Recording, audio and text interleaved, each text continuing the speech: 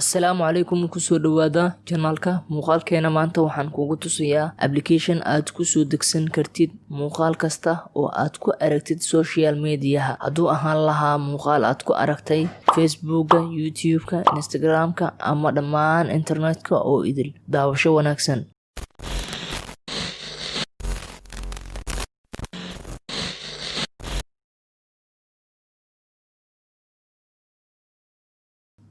magacaygu waa Maxamed Maxamuud, janaalkani waa Caaqil Tech. Kanaalkani waxaa kusoo gudbinaa muuqaalo ku saabsan teknoolajiyada sida isticmaalida apps-ka iyo sawir editing-ka. Fadlan haddaad nagu cusub tahay nagu soo biir oo janaalka subscribe saar, gambaleelkana furo si aysan ku dhaafin muuqaaladeena xiga. Mahadsanid.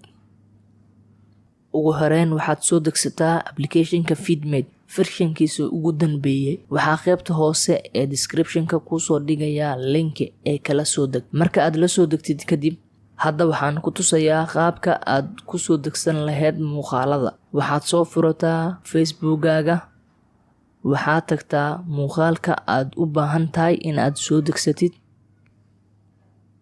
kadib waxaad taabanaysaa saddexda dhibac ee qaybta sare ama menu-ga.